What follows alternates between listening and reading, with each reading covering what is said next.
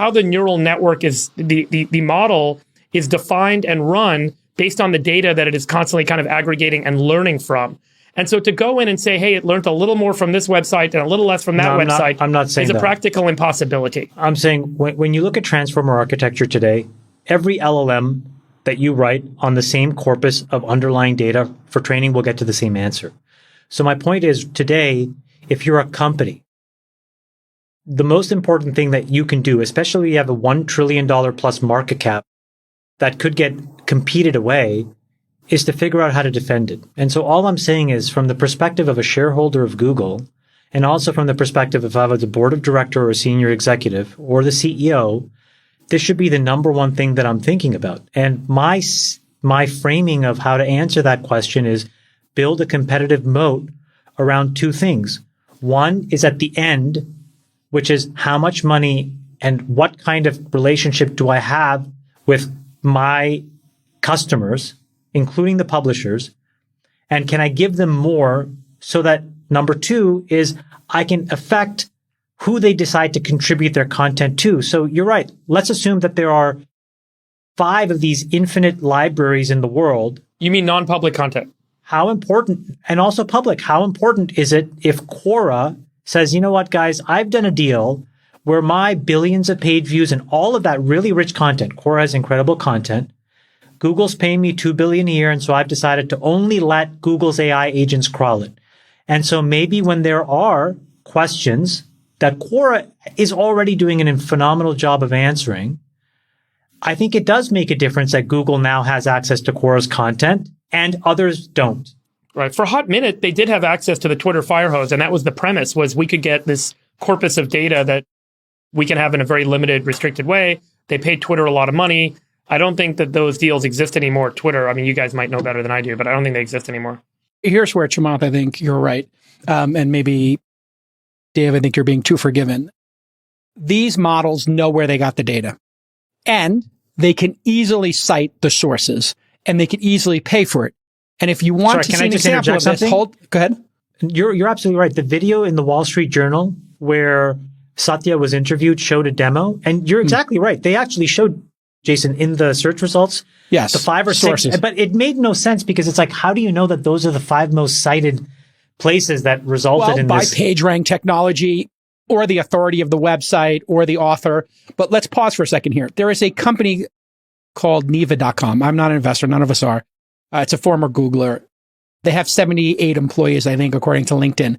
I just typed in, what are the best flat panel TVs? Here's the result. And as you see, sentence by sentence, as it rewrites another person's content, it links with a citation, just like the Wikipedia does. And when you scroll to the bottom of it, it tells you, hey, this is from Rolling Stone, this is from Best Buy, this is from Ratings.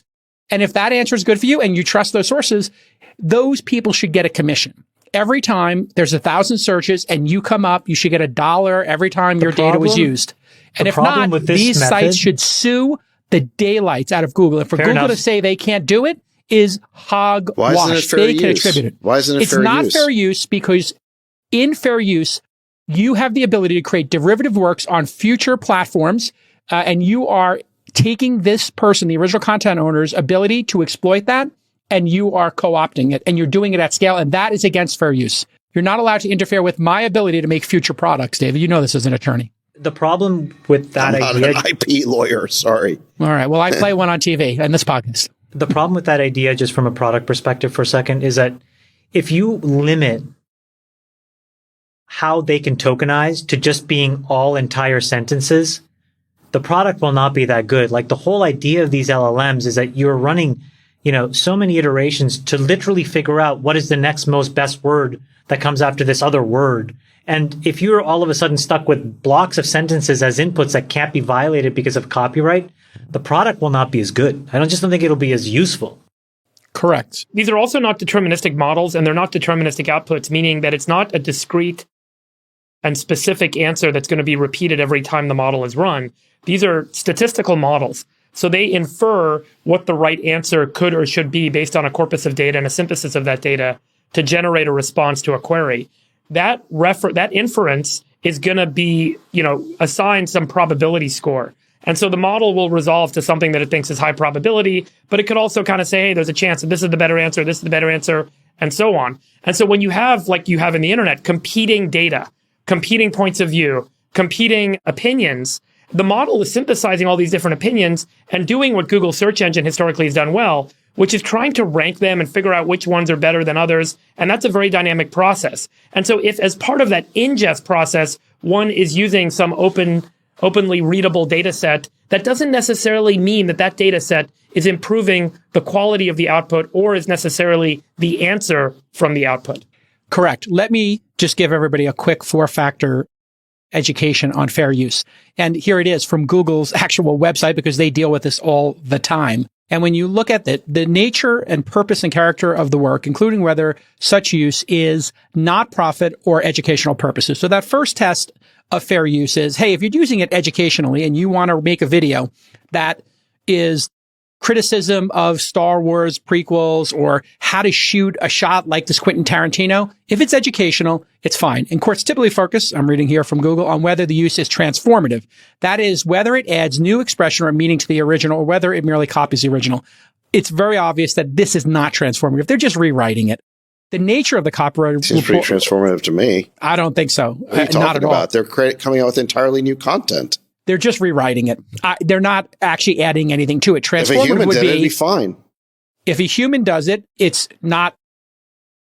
If a human rewrites something, come on, Jake Al, it's pretty cool. Listen, Jake Al, I think the rights issue is just like the cost issue, which is a problem today, maybe, but it's going to get sorted out. But here, let me finish. New technology waves that are this powerful don't get stymied by either chip costs or legal rights issues. They do by legal rights. You're 100% wrong. YouTube got stopped dead in their tracks, and the only way YouTube and Napster got stopped dead in their tracks, I predict this is going to get stopped dead in its tracks with YouTube level near-death experience lawsuits. Piracy. This is different. And Google was enabled piracy, and then they had to build tools to fight against it. I deeply disagree with Jake Al. I deeply disagree with you. I disagree with both you guys. You guys both think that cost is going to stand in the way. Let me read you number 4. Nothing's going to stand in the way of the AI.